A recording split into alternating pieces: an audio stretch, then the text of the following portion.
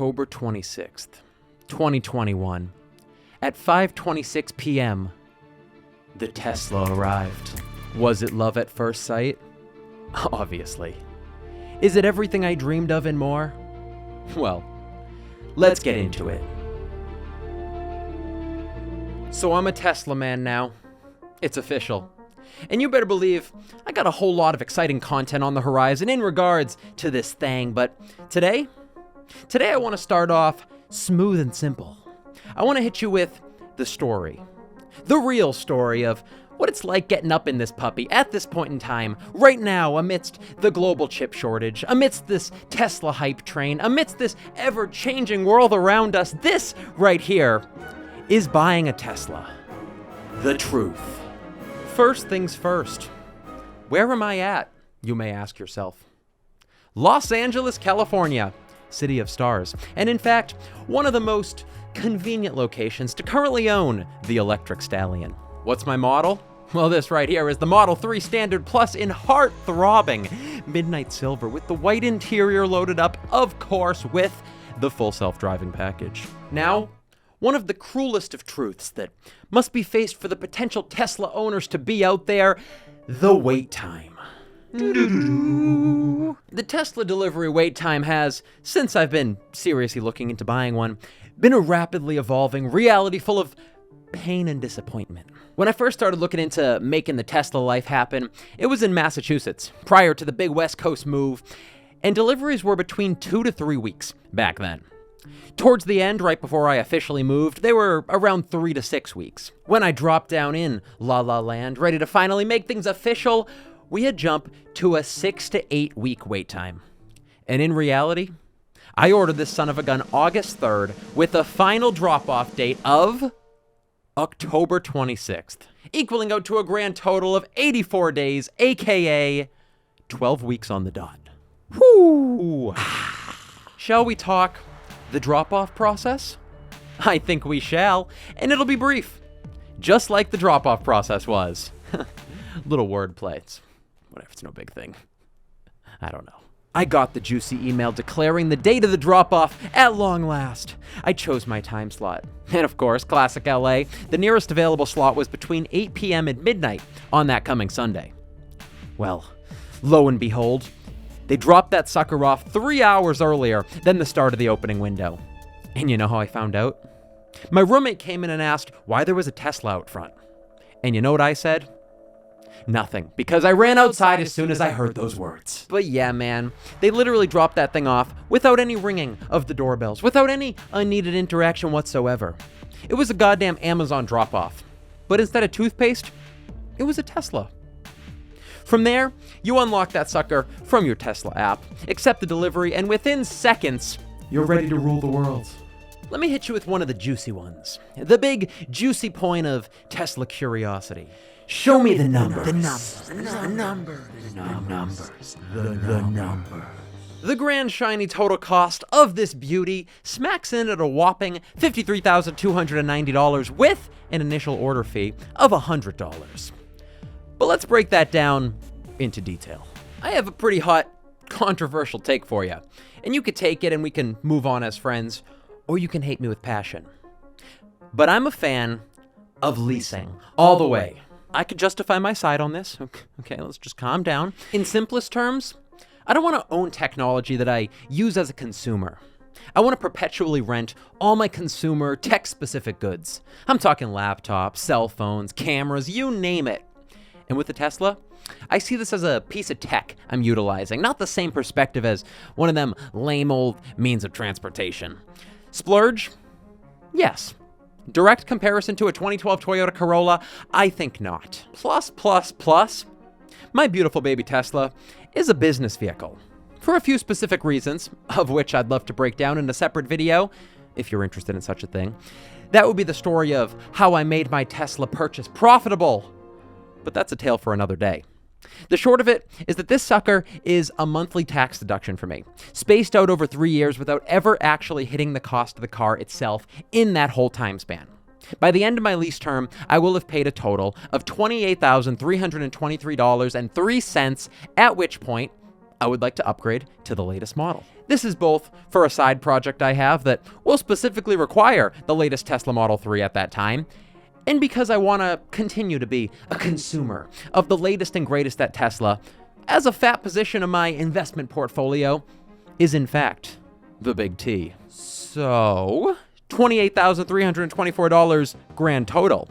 But that's including the initial down payment due at signing, which clocks in for a grand total of $5,179.38. But since I live in grand old California, I get to subtract that sexy rebate credit off from that, bringing the down payment total to $3,679.38. Then calculate it out, crunch those numbers good, and you'll find a monthly lease payment total of $649.99. Boom! But of course, the unsexy fact oft left behind. The horrors of car insurance. Right now, with my under 25 status and living in California, blah, blah, blah, blah, blah, blah, my car insurance monthly payment racks in at a smooth $201 a month. But wait just a minute. Another California perk. But another clean vehicle rebate for being an EV person in California. This one for $2,000. So if we crunch those numbers, we equal out to a steady 650 plus 201 minus 55.6, equaling $795.40 per month for everything. And you're probably all like, but what about cost of gas? Well, you big dumb idiot, there is no gas in this electric life I live. Just a smooth existence, now filled with charging. You feel? So if I were to charge my car every single night at home, it would cost me about $50 a month. Though on average, I usually charge maybe once every 3 or 4 days at home because there's so many opportunities to plug in around Hollywood. So on average, that would equal out to roughly $20, maybe $25 a month, if that. But if you were really applying yourself, you could charge exclusively at free charge places and save that, so we shan't count it in the total. So the moolah breaks down to $795.40 for the tricked out Model 3 Standard Plus with the full self-drive per month. But wait just a second. Hold your horses there, friend. I forgot a nice, juicy detail for my specific situation. I, in fact, split the cost of this sucker with my girlfriend because we both often travel to the same places, work from home for the most part, and appreciate semi-financial responsibility. So chop that number right in half, and you've got my Tesla Life grand expenditure of $397.70 for everything per month. Do better than me at getting a snagging hot deal on insurance, and you might just be closer to that $300 mark, mister.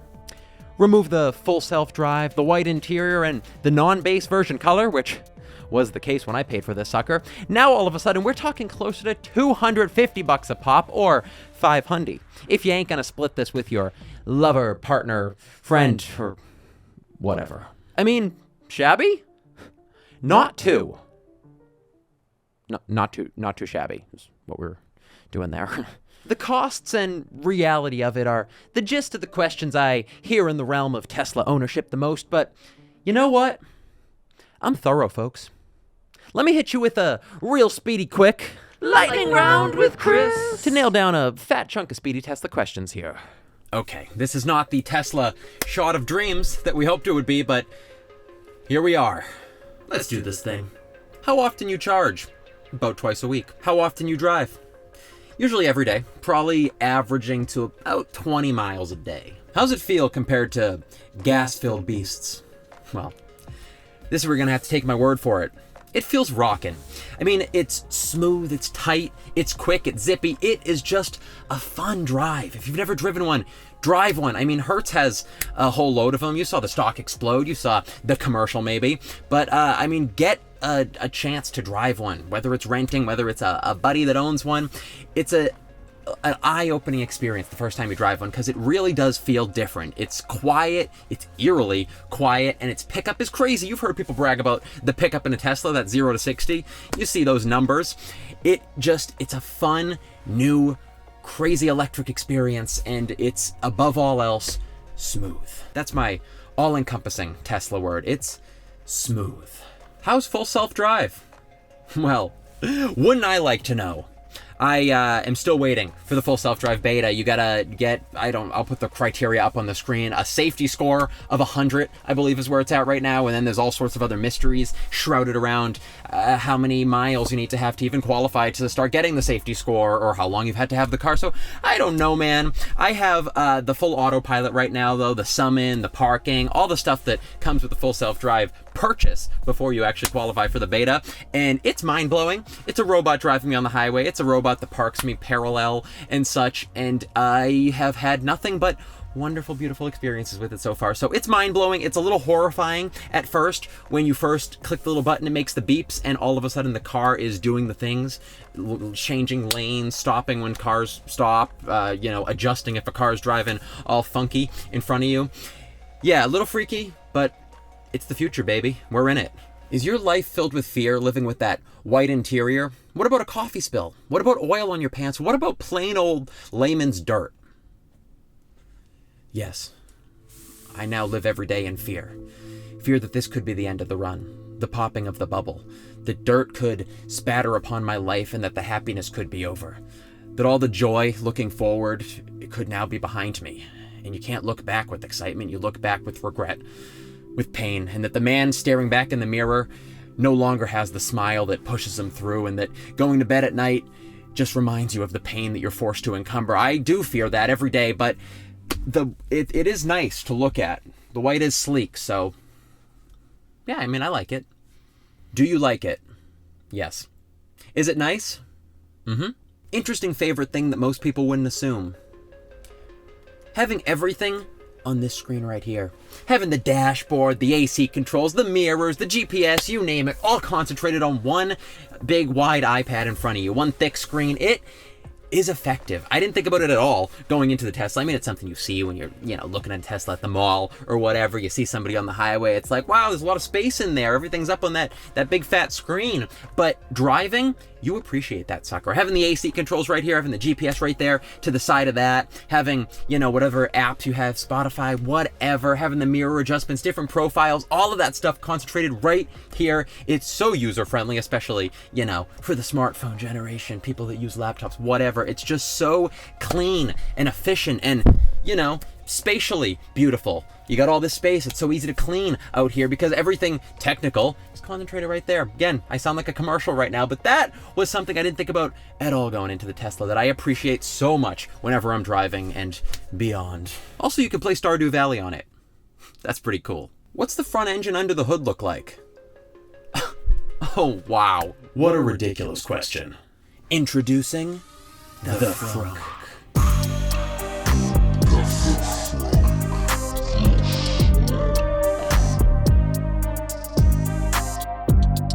I'm not a huge lover of wasting money, especially whilst I'm young. I want to invest my blood, sweat, dimes, and nickels into the markets of the world. But as far as depreciating purchases go, filled with unnecessary beauty and convenience, this is one of my favorite indulgences I've ever thrown my money into.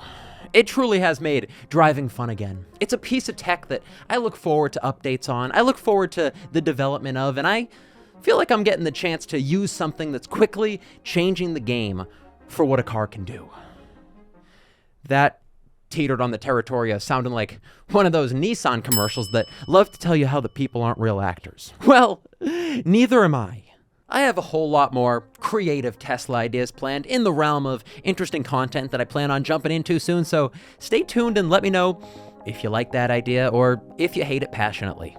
I wanted to start off with a pretty baseline overview to begin this Tesla fun, but if this flops terribly brutally, then the fun shall end pretty quickly. Well, either way, thank you so much for watching my video. I'll see you real soon. Be safe out there.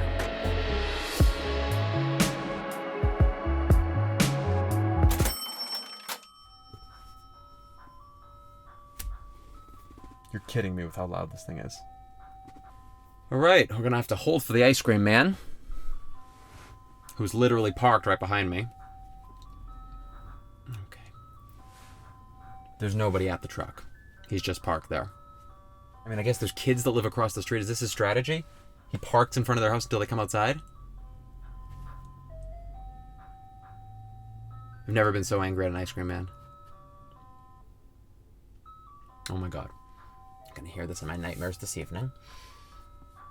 Okay, here we go. That's the best part. Do you see that ice cream truck?